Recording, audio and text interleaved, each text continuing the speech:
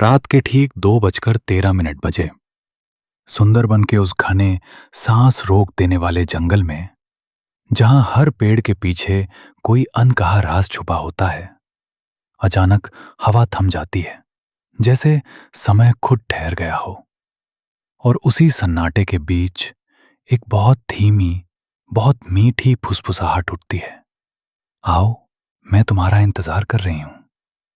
अजीब बात यह है कि ये आवाज डराती नहीं, ये तुम्हें खींचती है अंदर तक, जैसे कोई तुम्हें बहुत प्यार से अपने पास बुला रहा हो। लेकिन उसी प्यार में छुपा होता है मौत का सबसे खतरनाक चाल। कहते हैं जो भी उस आवाज के पीछे गया वो कभी लौट कर नहीं आया, और जो कुछ लोग लौटे भी, उनकी आंखों में डर नहीं था, बस एक अजीब सा नशा था। जैसे उन्होंने कुछ ऐसा महसूस किया हो जिसे वो भूलना भी चाहते हैं और खोना भी नहीं चाहते। आज की कहानी किसी साधारण भूत की नहीं है। ये कहानी है एक ऐसी शक्ति की जो तुम्हें मारती नहीं, पहले तुम्हें अपने करीब लाती है, तुम्हारी हर कमजोरी को छूती है, तुम्हारी हर अधूरी चाहत को जगाती है, और फिर जब तुम खुद उसके हो जाते हो, तब वो तुम्हें तुम्हारी ही सांसों के साथ निगल जाती है। तो अगर तुम्हें लगता है कि तुम डर को समझते हो या तुमने अब तक सब कुछ देख लिया है, तो इस कहानी को अंत तक जरूर देखना, क्योंकि जो सच आज सामने आएगा वो तुम्हें ये सोचने पर मजबूर कर देगा कि असली डर बाहर नहीं, तुम्हारे अंदर छुपा होता है। और हो सकता है इस वीडियो के बाद जब अगली बार रात में कोई तुम्हें नाम लेकर बुलाए, तो तुम जवाब देने से पहले एक बार जरूर डर जाओ। नमस्कार। डर, रहस्य और अनजानी शक्तियों की दुनिया में आपका स्वागत है। आप देख रहे हैं आपका अपना चैनल अंतरिक्ष ज्ञान। अगर दिल मजबूत है और सच जानने की हिम्मत रखते हो, तो इस वीडियो को आखिर तक जरूर देखना। और अगर ऐसी कहानियां आपको अंदर तक हिला देती हैं, तो चैनल को सब्सक्राइब करके इस सफर का हिस्सा बन जाना, क्योंकि यहां कहानियां सिर्फ सुनाई नहीं जाती, महसूस कराई जाती हैं। सुंदरबन का नाम सुनते ही लोगों के मन में नदी, कीचड़, मैंग्रोव के जंगल और बाघ का डर आता है। लेकिन उस रात मेजर अर्जुन को जो बुलावा मिला था, उसमें बाघ का डर नहीं था, उसमें किसी और चीज की गंध थी, बहुत पुरानी, बहुत मीठी और बहुत खतरनाक। शाम ढलते ढलते जब अर्जुन, आदित्य और कालू उस छोटे से बंगाली गांव के किनारे पहुंचे, तो आसमान पर बादल ऐसे झुके हुए थे जैसे कोई काली चादर धीरे धीरे जमीन पर उतर रही हो। गांव का नाम था नील द्वीप। सुंदरबन की उन टेढ़ी मेढ़ी जलधाराओं के बीच छुपा हुआ एक ऐसा इलाका जहां रात के बाद लोग अपने घरों के दरवाजे बंद नहीं करते थे, बल्कि दरवाजों पर नींबू मिर्च, लाल धागा और गीली मिट्टी से बने छोटे छोटे हाथों के निशान लगाते थे। अर्जुन ने जीप रोकी तो सबसे पहले उसे अजीब सी खामोशी ने रोका। कोई कुत्ता नहीं भौंक रहा था, कोई बच्चा नहीं रो रहा था, कोई औरत चूल्हे पर बर्तन नहीं खनका रही थी। बस दूर नदी की तरफ से पानी के थपेरों की आवाज आती थी, और बीच बीच में जैसे कोई बहुत धीमे स्वर में हंसता था। आदित्य ने लैपटॉप बंद करते हुए कहा, मेजर, यहां की रीडिंग सामान्य नहीं है। तापमान गिर रहा है, लेकिन हवा नम है, जैसे कोई ठंडी चीज गर्म सांसों के बीच छुपी हुई हो। अर्जुन ने उसकी तरफ देखा, फिर बिना कुछ बोले जीप से उतर गया। कालू भी उसके पीछे कूद कर नीचे आया, लेकिन जैसे ही उसने नदी की दिशा में देखा, उसके गले से एक धीमी गुर्राहट निकली। अर्जुन समझ गया, कालू सिर्फ खतरे को नहीं पहचानता था, वो उस खतरे की नीयत भी पहचान लेता था। तभी गांव के बीचों बीच एक बूढ़ा आदमी लालटेन लेकर बाहर आया। उसकी आंखों में इतनी थकान थी जैसे उसने कई रातों से नींद को छुआ तक ना हो। उसने अर्जुन को देखते ही कांपती आवाज में कहा, बाबू, रात होने से पहले यहां से चले जाओ। सुंदरबन में बाघ से बच सकते हो, तूफान से बच सकते हो, मगर उससे नहीं बच सकते। वो जिसे चाह लेती है उसे पहले डराती नहीं, पहले अपने करीब बुलाती है।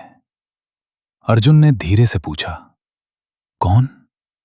बूढ़े ने गला निगलते हुए नदी की तरफ देखा और फुसफुसाया, यक्षिणी।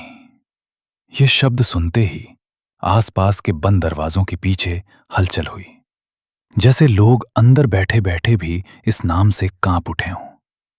बूढ़े ने अर्जुन को अपने घर के बरामदे में बैठाया और बताया कि पिछले 3 महीनों से गांव के जवान आदमी एक एक करके गायब हो रहे थे। हर बार वही तरीका। रात के समय नदी किनारे से एक औरत की मीठी आवाज आती, किसी की मां की तरह नहीं, किसी प्रेमिका की तरह नहीं, बल्कि ऐसी आवाज जैसे इंसान के अंदर दबे हुए सबसे कमजोर, सबसे छुपे हुए लालच को कोई नाम लेकर पुकार रहा हो। जो आदमी उस आवाज को सुन लेता, वो पहले बेचैन हो जाता, फिर खिड़की खोलता, फिर बाहर निकलता, और सुबह नदी किनारे उसकी चप्पल, उसकी अंगोछी या उसके हाथ की अंगूठी मिलती, शरीर कभी नहीं मिलता। बूढ़े की बहू ने अंदर से डरते हुए कहा, पर बाबू, सबसे भयानक बात यह नहीं है कि लोग गायब होते हैं। सबसे भयानक बात यह है कि गायब होने से पहले उनके चेहरे पर डर नहीं होता, मुस्कान होती है, जैसे वे मौत के पास नहीं, किसी सुंदर सपने के पास जा रहे हों। आदित्य ने असहज होकर अर्जुन की तरफ देखा। अर्जुन की आंखें शांत थीं, लेकिन उसकी उंगलियां अनजाने में अपनी पंचधातु वाली तलवार के मूठ को छू चुकी थीं। उसने पूछा, किसने देखा है उसे? बूढ़ा कुछ देर चुप रहा, फिर बोला, जिसने ठीक से देख लिया वो गया, पर मेरी आंखों ने एक बार दूर से उसे देखा था।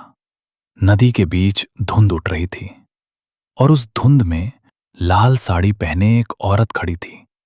उसके बाल कमर से नीचे तक भीगे हुए थे। चेहरा इतना सुंदर कि आदमी भूल जाए कि रात है, जंगल है, मौत है। लेकिन उसकी आंखें इंसान की नहीं थीं। उनमें ऐसा खालीपन था जैसे सदियों से किसी ने उसे छुआ नहीं, और ऐसा लालच था जैसे सदियों से उसने किसी को छोड़ा नहीं। उसी समय बाहर से हल्की सी पायल की आवाज आई। सभी एकदम चुप हो गए। आवाज बहुत दूर से आ रही थी, फिर भी साफ सुनाई दे रही थी। छन छन छन, जैसे कोई कीचड़ पर नहीं, किसी के दिल पर कदम रख रहा हो। बूढ़े की बहू ने तुरंत अपने बच्चे का मुंह दबा लिया। आदित्य ने स्क्रीन पर देखा, तापमान अचानक 5 डिग्री गिर चुका था। कालू दरवाजे के पास खड़ा होकर दांत दिखाने लगा। अर्जुन धीरे धीरे उठा और बाहर आया।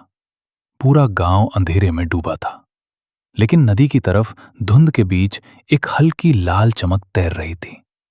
अर्जुन ने आंखें सिकोड़ कर देखा।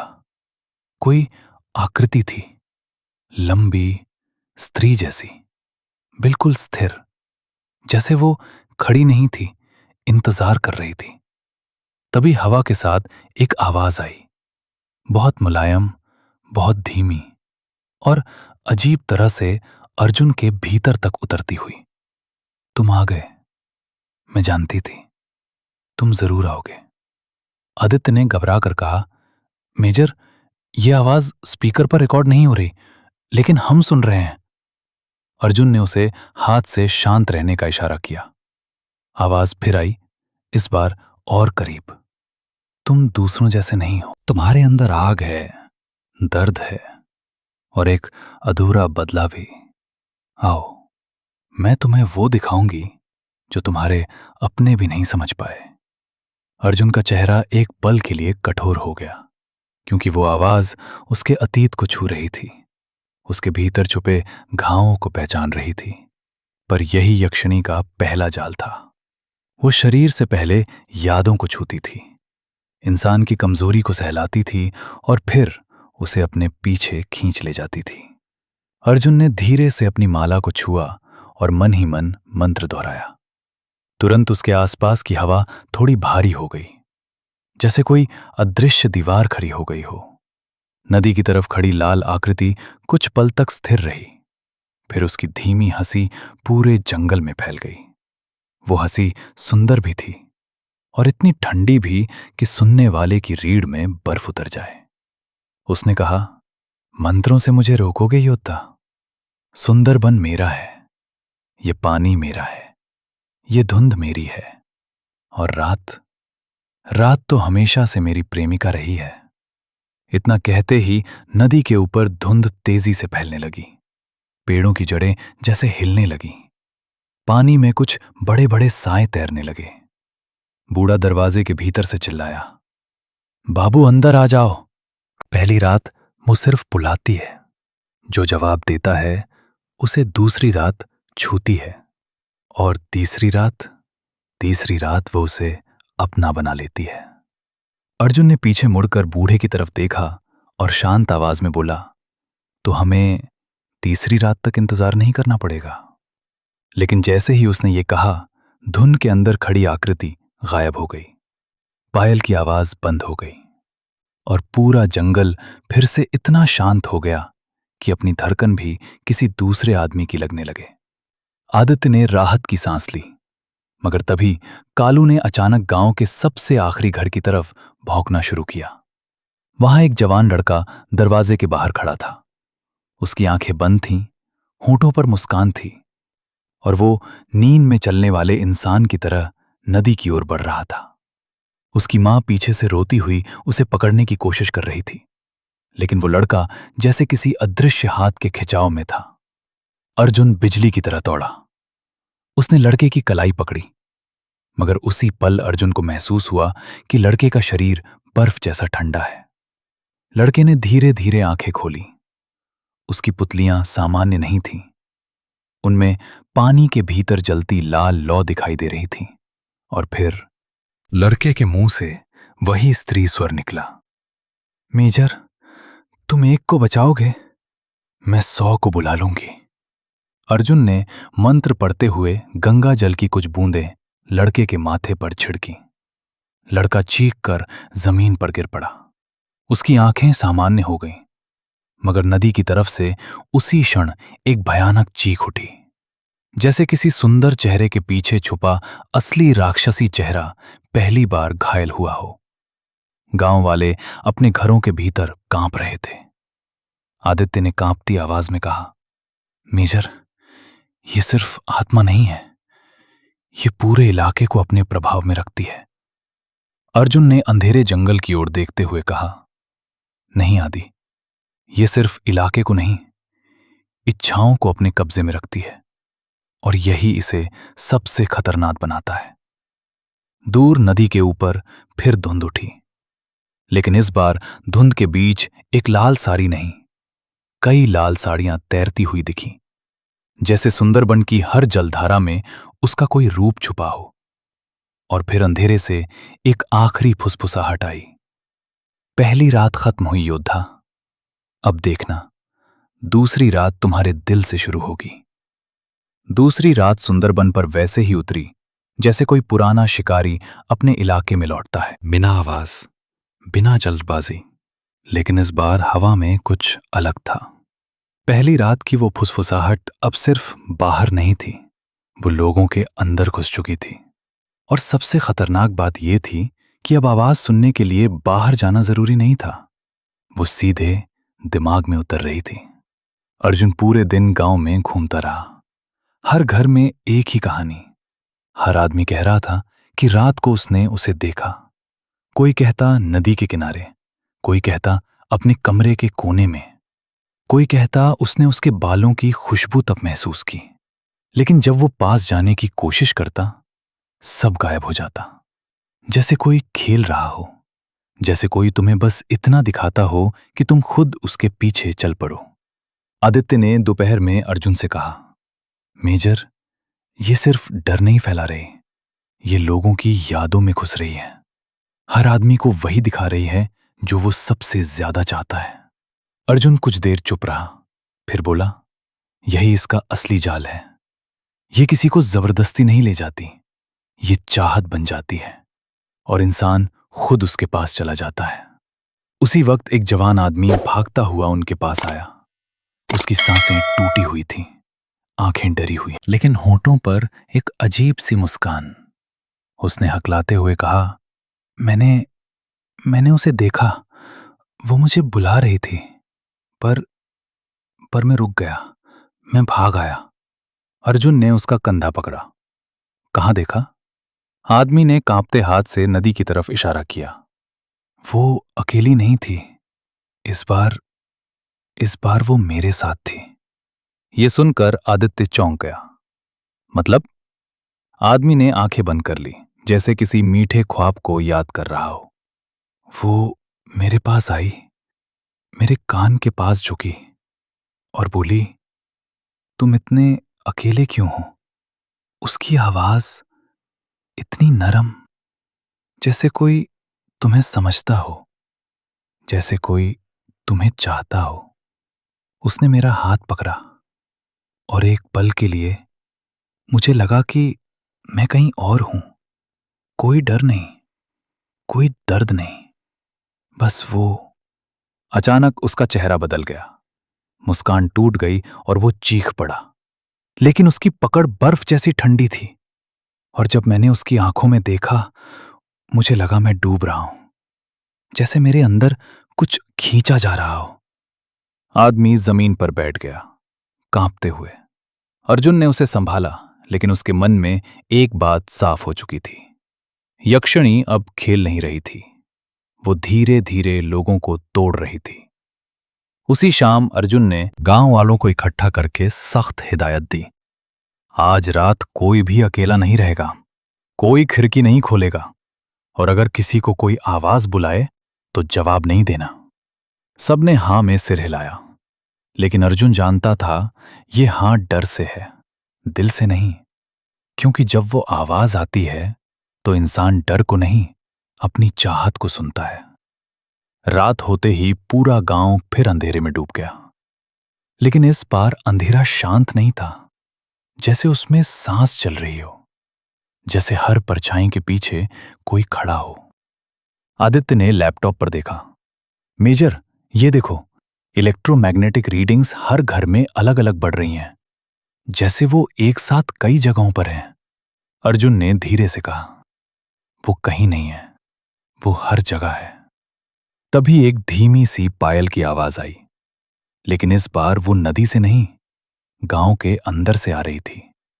छन छन छन, जैसे कोई घर घर घूम रहा हो, किसी को चुन रहा हो। कालू ने जोर से भौंकना शुरू कर दिया। उसके बाल खड़े हो गए। वो एक घर के सामने जाकर रुक गया। अर्जुन और आदित्य भी वहां पहुंचे। अंदर से एक औरत के रोने की आवाज आ रही थी। अर्जुन ने दरवाजा खोला। अंदर एक आदमी जमीन पर बैठा था। उसकी पत्नी उसे पकड़कर रो रही थी। आदमी बार बार एक ही बात बोल रहा था, वो फिर आएगी, उसने कहा है, वो आज मुझे ले जाएगी। उसकी आंखें खाली थीं, लेकिन उनमें डर नहीं था, इंतजार था। अर्जुन ने उसकी नब्ज पकड़ी। ठंडी, बहुत ठंडी। तभी अचानक कमरे का तापमान गिर गया। दीवारों पर नमी फैलने लगी और हवा में एक मीठी सी खुशबू भर गई। वही खुशबू जो आदमी ने बताई थी। आदित्य ने कांपते हुए कहा, मेजर, वो यहां है। तभी उस आदमी के चेहरे पर मुस्कान फैल गई। उसने धीरे से सिर उठाया और उसकी आवाज बदल गई। अब वो उसकी नहीं थी, वो उसी की थी, यक्षिणी की। मैंने कहा था ना, आज मैं उसे लेने आऊंगी। कमरे के कोने में अंधेरा गाढ़ा होने लगा, जैसे कोई साया बन रहा हो। और फिर धीरे धीरे एक स्त्री आकृति उभरने लगी। लाल साड़ी, भीगे बाल और चेहरा इतना सुंदर कि एक पल के लिए आदित्य भी जड़ हो गया। उसकी आंखें उस चेहरे पर टिक गईं, जैसे वो भूल गया हो कि ये खतरा है। अर्जुन ने तुरंत मंत्र जपा और आदित्य को पीछे खींचा। आंखों में मत देख। लेकिन तब तक देर हो चुकी थी। आदित्य कुछ सेकंड के लिए उसी में खो गया। यक्षिणी मुस्कुराई। उसकी मुस्कान में प्यार नहीं, शिकार का आनंद था। वो धीरे धीरे उस आदमी के पास आई, उसके गाल को छुआ। आदमी ने आंखें बंद कर लीं, जैसे कोई प्रेमिका का स्पर्श हो। और फिर उसी पल उसका शरीर अकड़ गया। उसकी सांस रुक गई और उसके मुंह से एक हल्का सा धुआं निकलकर यक्षिणी के चेहरे में समा गया। सब कुछ एक पल में खत्म। उसकी पत्नी चीख पड़ी। आदित्य होश में आया और कांपते हुए पीछे हट गया। यक्षिणी ने अर्जुन की तरफ देखा। पहली बार सीधे। उसकी आंखों में गहरा अंधेरा था, लेकिन उस अंधेरे में एक अजीब सी चमक थी, जैसे वो अर्जुन को पहचानती हो। उसने धीरे से कहा, तुम अलग हो, तुम में दर्द है, और मैं दर्द को बहुत अच्छे से समझती हूं। अर्जुन ने तलवार पकड़ ली, लेकिन वो जानता था यह सीधी लड़ाई नहीं है, यह दिमाग की लड़ाई है, दिल की लड़ाई है। यक्षिणी ने आगे बढ़ते हुए कहा, तुम मुझसे प्यार करते थे, है ना, जिसे मैंने तुमसे छीन लिया। यह सुनकर अर्जुन की आंखों में एक पल के लिए आग भड़क उठी, क्योंकि यह बात सिर्फ वो जानता था, और अब वो यक्षिणी भी जानती थी। यक्षिणी मुस्कुराई। मैं सिर्फ शरीर नहीं लेती, मैं यादें भी लेती हूं, दर्द भी लेती हूं, और उसी दर्द से नया जाल बनाती हूं। इतना कहकर वो धीरे धीरे धुंध में बदलने लगी, लेकिन जाने से पहले उसने आखिरी बार कहा, तीसरी रात तुम्हारी होगी मेजर, या मेरी। और अगले ही पल वो गायब हो गई। कमरे में सिर्फ ठंड बची और एक लाश। आदित्य ने कांपते हुए कहा, मेजर, ये हमें तोड़ रही है। अर्जुन ने धीरे से जवाब दिया, नहीं आदि, ये हमें समझ रही है, और जो दुश्मन तुम्हें समझ ले वो सबसे खतरनाक होता है। बाहर दूर नदी की तरफ फिर वही लाल धुंध उठी, लेकिन इस बार उसमें सिर्फ एक नहीं, कई परछाइयां थीं। जैसे यक्षिणी अकेली नहीं थी, जैसे हर चाहत, हर कमजोरी उसका हिस्सा बन चुकी थी। और अब तीसरी रात सिर्फ शिकार की नहीं, मुकाबले की रात होने वाली थी। तीसरी रात के बाद सुंदरबन वैसा नहीं रहा। अब जंगल सिर्फ अंधेरा नहीं था, वो जैसे जिंदा हो गया था। हर पेड़, हर जड़, हर हवा का झोंका ऐसा लग रहा था जैसे किसी के इशारे पर चल रहा हो। और सबसे डरावनी बात यह थी कि अब कोई आवाज नहीं आ रही थी, न पायल, न फुसफुसाहट, बस एक खामोशी, इतनी गहरी कि इंसान अपनी ही धड़कन से डर जाए। अर्जुन को तुरंत समझ आ गया कि खेल बदल चुका है, क्योंकि जब शिकारी शोर करना बंद कर देता है तब वो सबसे खतरनाक होता है। उसी रात अर्जुन और आदित्य गांव के बीच खड़े थे, और आदित्य के हाथ में डिवाइस था जो अब तक लगातार सिग्नल दे रहा था। लेकिन अचानक स्क्रीन खाली हो गई। कोई रीडिंग नहीं, कुछ भी नहीं। आदित्य की आवाज कांप गई, मेजर, ये कैसे हो सकता है? कुछ भी डिटेक्ट नहीं हो रहा। अर्जुन ने बिना इधर उधर देखे धीमे स्वर में कहा, क्योंकि अब वो हमें ढूंढ नहीं रही, अब वो हमें देख रही है। और जैसे ही उसने ये कहा, अचानक एक घर के अंदर से इतनी तेज चीख आई कि पूरा गांव जैसे हिल गया। दोनों दौड़कर उस घर तक पहुंचे। दरवाजा आधा खुला था, अंदर अंधेरा। और जैसे ही अर्जुन ने दरवाजा पूरा खोला, आदित्य के हाथ से डिवाइस गिर गया। छत से एक औरत उल्टी लटकी हुई थी। उसके बाल नीचे लटक रहे थे, आंखें पूरी सफेद, और होठों पर एक ऐसी मुस्कान जो इंसानी नहीं लगती थी। लेकिन सबसे खतरनाक बात यह थी कि वो मुस्कान उसकी नहीं थी, वो यक्षिणी की थी। अगले ही पल उस औरत का सिर धीरे धीरे अर्जुन की तरफ घूमा, और उसके मुंह से आवाज निकली, वही मीठी, वही खींचने वाली। लेकिन अब उसमें एक अजीब सा क्रूरपन था। अब मैं दूर नहीं हूं, अब मैं इनके अंदर हूं। आदित्य का गला सूख गया। उसने पीछे हटते हुए कहा, मेजर, ये पोजेशन है। लेकिन अर्जुन की आंखें शांत थीं। उसने तुरंत मंत्र पढ़ा और गंगा जल छिड़का।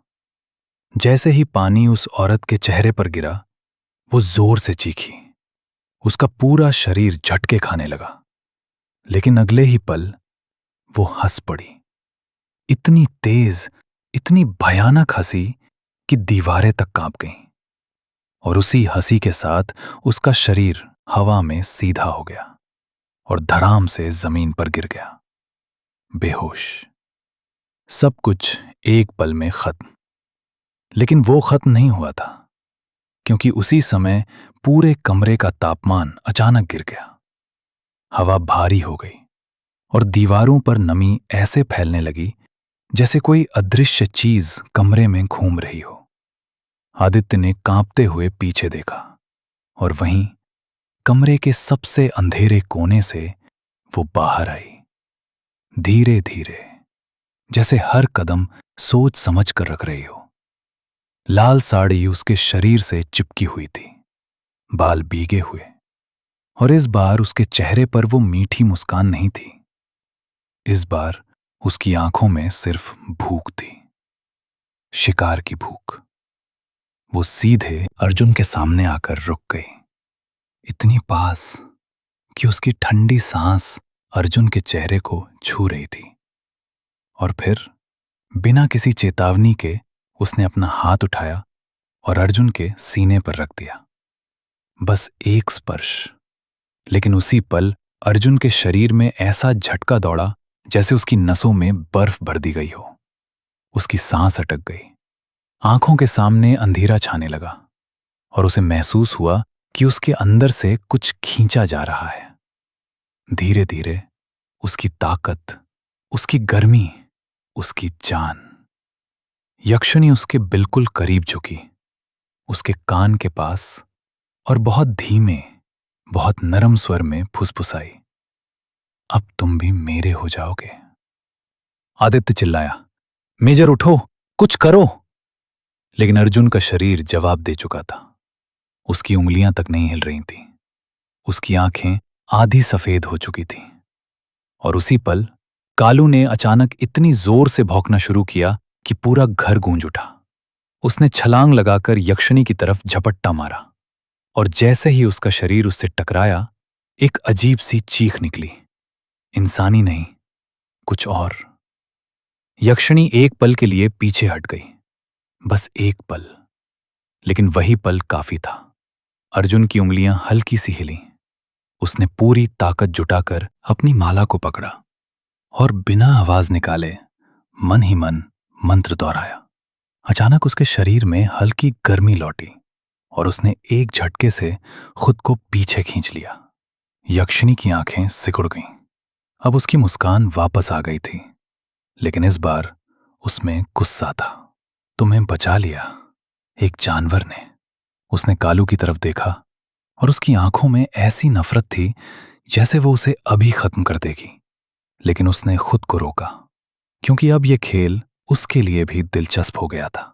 उसने धीरे से कहा, अब मजा आएगा, क्योंकि अब तुम सिर्फ शिकार नहीं, चुनौती हो। और अगले ही पल उसका शरीर धुंध में घुलने लगा, धीरे धीरे, और फिर गायब, जैसे वो कभी थी ही नहीं। कमरे में सिर्फ ठंड बची और जमीन पर पड़ा एक बेहोश शरीर। आदित्य हांफता हुआ अर्जुन के पास आया। तुम ठीक हो? अर्जुन कुछ सेकंड तक कुछ नहीं बोला, फिर धीरे से कहा, नहीं, अब वो सिर्फ हमें देख नहीं रही, अब वो हमें छू चुकी है।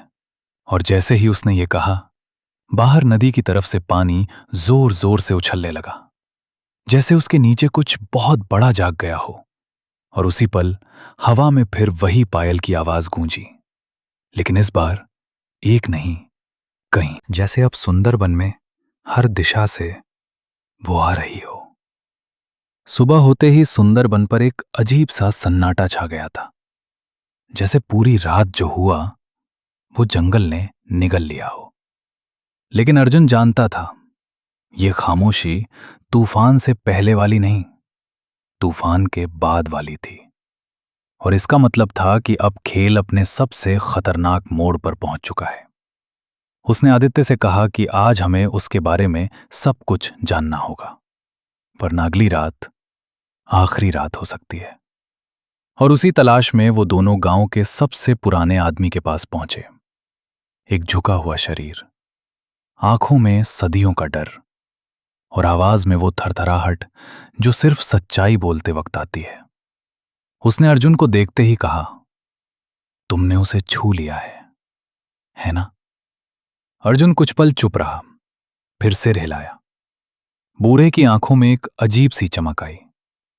तो अब वो तुम्हें छोड़ेगी नहीं। उसने गहरी सांस ली और फिर धीरे धीरे बोलना शुरू किया। ये कोई साधारण प्रेत नहीं है, ये यक्षिणी है। लेकिन ये जन्म से यक्षिणी नहीं थी। उसकी आवाज भारी हो गई, जैसे वो हर शब्द के साथ उस दर्द को महसूस कर रहा हो। कई साल पहले इस जंगल के बीच एक लड़की रहती थी। नाम था मीरा। सुंदरता ऐसी कि लोग उसे देवी कहते थे, लेकिन उसकी किस्मत शापित थी। उसे एक जमींदार ने अपने हवस के लिए कैद कर लिया। वो उसे अपनी संपत्ति समझता था, उसका शरीर, उसकी आत्मा, सब कुछ। और मीरा हर रात उस नरक को झेलती थी, चीखती थी, रोती थी, लेकिन इस जंगल में उसकी आवाज कोई नहीं सुनता था। आदित्य ने धीमे से पूछा, फिर क्या हुआ? बूढ़ा कुछ पल चुप रहा, फिर बोला, एक रात मीरा ने खुद को नदी में फेंक दिया, लेकिन मौत उसे शांति देने नहीं आई। उसका दर्द, उसका अपमान, उसकी अधूरी इच्छाएं, सब कुछ उस पानी में घुल गया और वही बना उसका नया जन्म। हवा अचानक ठंडी हो गई, जैसे कोई इस कहानी को सुन रहा हो। बूढ़े ने कांपते हुए आगे कहा, वो वापस आई, लेकिन इंसान बनकर नहीं, यक्षिणी बनकर। पहले उसने उस जमींदार को मारा, धीरे धीरे, जैसे वो हर उस दर्द को उसे महसूस कराना चाहती थी जो उसने झेला था। फिर उसके नौकर, फिर वो लोग जिन्होंने उसे बचाने की कोशिश नहीं की, और फिर वो रुक नहीं पाई। उसकी आंखों में डर उतर आया, क्योंकि अब वो सिर्फ बदला नहीं ले रही थी, अब उसे चाहत लग चुकी थी, किसी को अपने पास बुलाने की, किसी को अपने प्यार में बांधने की, और फिर उसे खत्म करने की। अर्जुन ध्यान से सुन रहा था। उसकी आंखों में अब गुस्सा नहीं, समझ थी। उसने पूछा, लेकिन वो अब इतने सालों बाद फिर से क्यों जागी? बूढ़े ने तुरंत जवाब दिया, क्योंकि उसका श्राप अधूरा था। उसे बांधने के लिए यहां एक तांत्रिक ने साधना की थी। उसने उसकी आत्मा को इस नदी में कैद कर दिया, लेकिन कुछ महीने पहले जब नदी का रास्ता बदला तो वो बंधन टूट गया और वो फिर आजाद हो गई। अचानक बाहर से हवा का तेज झोंका आया, दरवाजा अपने आप बंद हो गया और उसी पल कमरे का तापमान गिर गया। आदित्य ने घबरा कर कहा, मेजर। अर्जुन ने हाथ उठाकर उसे चुप कराया, क्योंकि उसे महसूस हो गया था वो यहां है। धीरे धीरे कमरे के कोने में अंधेरा गाढ़ा होने लगा और उसी अंधेरे से वो बाहर आई, इस बार पहले से अलग। उसकी चाल में वो नरमी नहीं थी, उसका चेहरा अब और भी खूबसूरत था, लेकिन उस खूबसूरती में एक अजीब सा दर्द भी था, जैसे वो खुद अपने अस्तित्व से थक चुकी हो। वो बूढ़े के सामने आकर रुक गई और मुस्कुराई। तुम अभी भी मेरी कहानी सुनाते हो? उसकी आवाज में इस बार गुस्सा नहीं था, बल्कि एक अजीब सी शांति थी। बूढ़ा कांप गया, लेकिन कुछ बोल नहीं पाया। यक्षिणी ने धीरे धीरे अपनी नजर अर्जुन पर टिकाई। तो अब तुम सब जान गए? वो एक कदम आगे बढ़ी। अब बताओ, क्या तुम मुझे मार पाओगे जब तुम्हें पता है कि मैं क्या थी? अर्जुन ने उसकी आंखों में देखा। इस बार उसने नजर नहीं हटाई। तुम जो भी थी वो अब नहीं हो, अब तुम सिर्फ मौत हो। एक पल के लिए यक्षिणी की आंखों में कुछ बदला, जैसे कोई पुरानी याद जागी हो, लेकिन अगले ही पल वो हंस पड़ी। मौत? हां, लेकिन मैं उससे भी ज्यादा हूं। वो अचानक अर्जुन के बिल्कुल करीब आ गई, इतनी पास कि उसकी ठंडी सांस फिर से उसके चेहरे से टकराई। मैं चाहत हूं, मैं लालच हूं, मैं वो हूं जो इंसान को खुद उसके अंदर से खींच लेता है। अचानक उसने अपना हाथ उठाया और इस बार हवा में ही रोक लिया, जैसे वो खुद को रोक रही हो। उसकी आंखों में पहली बार संघर्ष दिखा। तुम अलग हो, तुम में कुछ है जो मुझे रोकता है। उसकी आवाज धीमी हो गई। अगर मैं चाहूं तो तुम्हें अभी खत्म कर सकती हूं, लेकिन अर्जुन ने बीच में ही कहा, लेकिन तुम नहीं चाहती। यक्षिणी चुप हो गई, और यही उसकी सबसे बड़ी कमजोरी थी। अर्जुन ने आगे बढ़कर कहा, तुम बदला लेने आई थी, लेकिन अब तुम खुद अपने श्राप में फंस गई हो। तुम चाहती हो कि कोई तुम्हें रोके, खत्म करे। एक पल के लिए पूरा कमरा शांत हो गया, और फिर यक्षिणी का चेहरा अचानक बदल गया। उसकी आंखों में दर्द गायब हो गया, और उसकी जगह एक भयानक क्रोध आ गया। मुझे किसी की जरूरत नहीं, उसकी आवाज गूंज उठी। मैं खुद अपनी दुनिया हूं। अचानक पूरा घर हिलने लगा। दीवारों में दरारें पड़ने लगीं। हवा तेज हो गई, और बाहर नदी का पानी उफान मारने लगा। यक्षिणी ने चीखते हुए कहा, कल रात आखिरी रात होगी। या तो तुम खत्म हो जाओगे, या ये पूरा गांव। और अगले ही पल वो धुंध में बदलकर गायब हो गई। कमरा फिर से शांत हो गया, लेकिन अब डर और भी गहरा था। आदित्य ने कांपते हुए कहा, मेजर, ये अब रुकने वाली नहीं है। अर्जुन ने धीरे से अपनी तलवार उठाई। उसकी आंखों में अब सिर्फ एक चीज थी, फैसला। नहीं आदि, अब ये खत्म होगी। बाहर आसमान काला हो चुका था, और सुंदरबन अपनी सबसे भयानक रात का इंतजार कर रहा था। सुंदरबन पर वो रात ऐसे उतरी जैसे आसमान खुद जमीन को निगलने आ रहा हो। हवा में नमी नहीं, सड़ांध थी। नदी का पानी शांत नहीं, उबल रहा था। और पूरे जंगल में एक अजीब सी धड़कन गूंज रही थी, जैसे पूरा इलाका किसी एक दिल से बंधा हो, और वो दिल उसी का हो, यक्षिणी का। अर्जुन, आदित्य और कालू पुराने मंदिर के खंडर के पास खड़े थे। वही जगह जहां तांत्रिक ने कभी उसे बांधा था, लेकिन अब वो बंधन टूट चुका था। और आज या तो वो खत्म होगी, या सब खत्म हो जाएगा। अर्जुन ने बिना कुछ कहे जमीन पर एक घेरा बनाया, गंगाजल छिड़का और मंत्र शुरू किए। उसकी आवाज धीमी थी, लेकिन हर शब्द में वजन था, जैसे वो सिर्फ मंत्र नहीं, फैसला सुना रहा हो। आदित्य चारों तरफ नजर रखे था, लेकिन जितना वो देख रहा था उतना ही डर बढ़ रहा था। क्योंकि आज जंगल में कुछ छुपा नहीं था। आज सब खुलकर सामने आ रहा था। पेड़ों के बीच सैकड़ों परछाइयां हिल रही थीं। पानी में चेहरे तैर रहे थे, और हवा में वही मीठी खुशबू फैल चुकी थी जो अब मौत की निशानी बन चुकी थी। और फिर पायल की आवाज आई, लेकिन इस बार एक नहीं, दर्जनों, सैकड़ों, छन छन छन, जैसे पूरा जंगल उसके कदमों से भर गया हो। अर्जुन ने मंत्र रोके बिना कहा, आ गई। आदित्य की सांस रुक गई, और उसी पल धुंध के बीच से वो निकली। लेकिन इस बार वो अकेली नहीं थी। उसके पीछे दर्जनों स्त्री आकृतियां थीं, सब लाल साड़ी में, सबकी आंखें खाली, और सबकी मुस्कान एक जैसी, जैसे हर एक उसी का हिस्सा हो। यक्षिणी सबसे आगे आकर रुकी। उसका चेहरा अब पहले से भी ज्यादा चमक रहा था, जैसे वो अपने असली रूप में आ चुकी हो। आज खेल खत्म होगा, उसकी आवाज गूंजी। अर्जुन ने तलवार उठा ली। हां, आज खत्म होगा।